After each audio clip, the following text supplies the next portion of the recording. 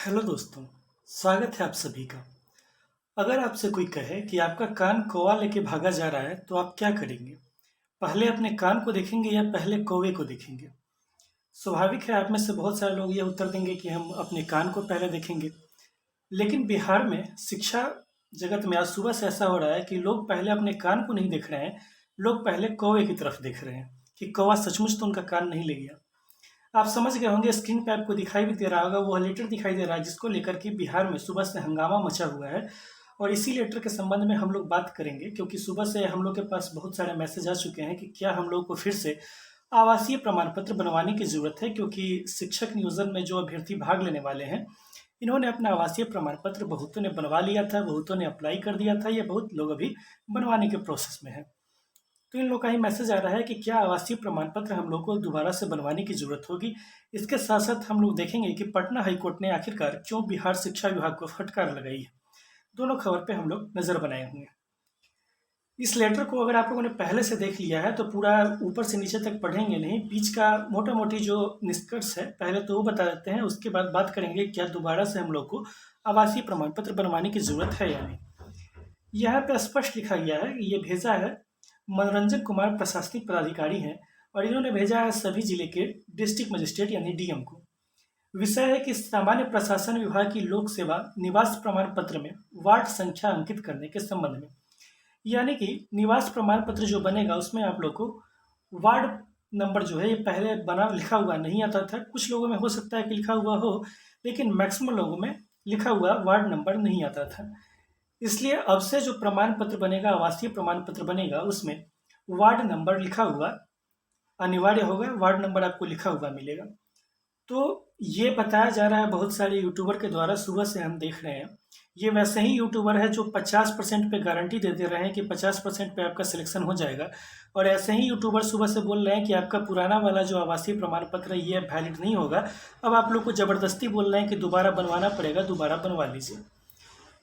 कुछ बातें आप लोग को स्पष्ट कर रहे हैं, इन बातों को ध्यान से सुनिएगा।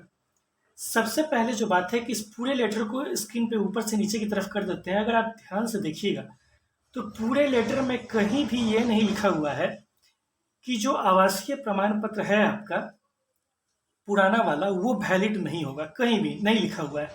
खास करके पॉइंट 2 और 3 को आप देखिएगा तो पॉइंट 2 और 3 में क्या लिखा है कि बिहार के अध्यक्ष, मुख्य सचिव बिहार की अध्यक्षता में आंगनवाड़ी सेविका सहायिका के चयन नियुक्ति के नियमों की समीक्षा हुई, और इस संबंध में रिक्वेस्ट प्राप्त हुआ है सॉरी, माफ कीजिए। इस संबंध में रिक्वेस्ट प्राप्त हुआ है कि जो आवासीय प्रमाण पत्र बनता है इसमें वार्ड संख्या अंकित कर दिया जाए।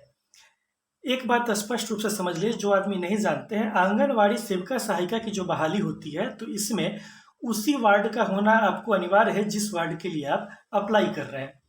तो इस संदर्भ में ये आपको लेटर जारी किया गया।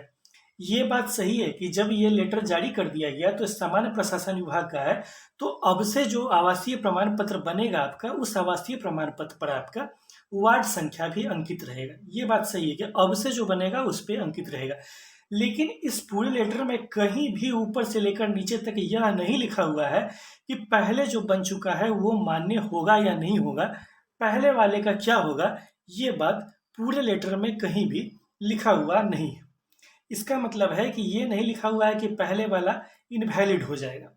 अगर ऐसा रहता तो यहाँ पे क्लियरली मेंशन कर दिया रहता कि पहले जिन लोग का बन चुका है वो अब मान्य नहीं होगा, बल्कि लोग दोबारा से बनवा ले, ऐसा लिखा हुआ रहता। लेकिन कहीं भी आप देख सकते हैं कि लिखा हुआ नहीं, ऊपर से नीचे तक आप चल लीजिएगा तो भी लिखा हुआ नहीं। तो आप लोग को ये बात हम अभी स्पष्ट कर देते हैं कि यहाँ पर पहली बात कि यह बात मुख्य रूप से आंगनबाड़ी सेविका सहायिका के संदर्भ में कही गई है। ऐसा इसलिए कहा गया है क्योंकि आंगनबाड़ी सेविका सहायिका में नियम है कि आप जिस वार्ड से अप्लाई कर रहे हैं उसी वार्ड के निवासी होना आपको अनिवार्य है। अगर आपके आवासीय प्रमाण पत्र पर लिखा ही हुआ नहीं है कि आप किस वार्ड के रहने वाले हैं, तो फिर कैसे प्रूफ होगा कि आपने जिस वार्ड का अप्लाई किया है, जिस वार्ड के लिए अप्लाई किया है, उसी वार्ड के आप रहने वाले हैं। तो इसका मतलब सर्वप्रथम तो ये शिक्षक नियोजन से संबंधित है ही नहीं। दूसरी बात कि ये बात सही है कि अब से जो आवासीय प्रमाण पत्र बनेगा सभी के लिए उस आवासीय प्रमाण पत्र पे आपका वार्ड नंबर लिखा हुआ रहेगा। लेकिन ऐसा कहीं भी नहीं लिखा गया है कि पहले से जो बन गया है वो इनवैलिड होगा, वो मान्य नहीं होगा। इन केस अगर ऐसा होता भी है तो आप लोग निश्चिंत रहिए। हम लोगों ने वरिष्ठ लोगों से पूछा है, पता किया है, उन लोगों ने स्पष्ट बोला है कि अगर ऐसा होता भी है तो सरकार आपको पूर्ण रूप से मौका देगी। सरकार, शिक्षा विभाग आपको लेटर निकालेगी और आपको पूर्ण रूप से मौका दिया जाएगा कि जिन लोगों का पहले बन चुका है वो लोग काउंसलिंग अपने पुराने वाले पे करवा सकते हैं, अपना नियुक्ति पुराने वाले पे ले सकते हैं, और उन लोगों को 15 दिन, 20 दिन या 1 महीने का समय दिया जाएगा कि एक नया आवासीय प्रमाण पत्र वो बनवा के जमा कर दे जिस पर कि वार्ड संख्या लिखा हुआ होगा।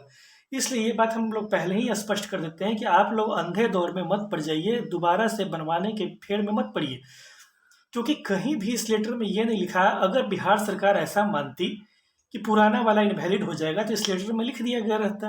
अगर नहीं लिखा है तो इसका क्या मतलब है? इसका यह मतलब है कि ठीक है, आगे से जो बन के आएगा उसमें वार्ड नंबर लिखा हुआ रहेगा, लेकिन पुराना भी जो बन चुका है वो इनवैलिड नहीं है।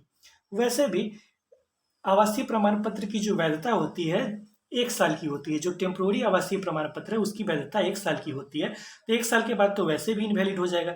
लेकिन जिनका हाल फिलहाल में बन चुका है, जिनका इसी साल बन चुका है, जिनका अभी 1 साल नहीं हुआ है, तो ये इनवैलिड इसलिए भी नहीं हुआ क्योंकि यह भी बिहार सरकार के अधिकारी ने ही बना के आपको दिया है, और बिहार सरकार अपने ही अधिकारी के बनाए हुए आवासीय प्रमाण पत्र को इनवैलिड करार तुरंत नहीं देगी। अगर करना भी होगा तो आपको पर्याप्त समय दिया जाएगा।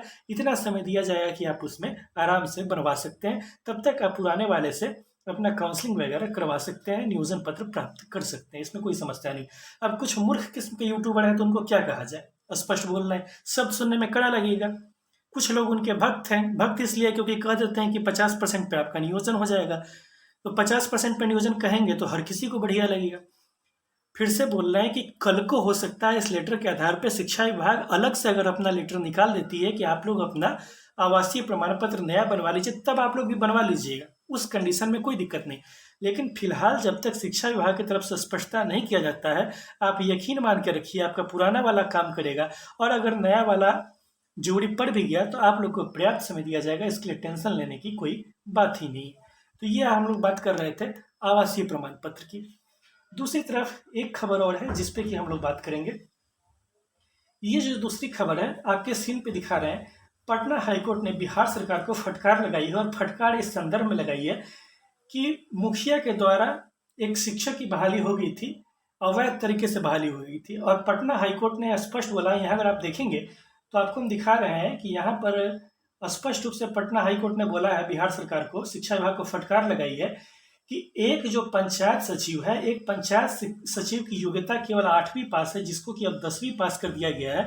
तो एक 10वीं पास आदमी एक ग्रेजुएट टीचर की बहाली के लिए योग्य कैसे हो सकता है? मतलब कि पंचायत सचिव खुद 8वीं पास 10वीं पास है और वो बहाली कर रहा है टीचर की, ये कैसे संभव है?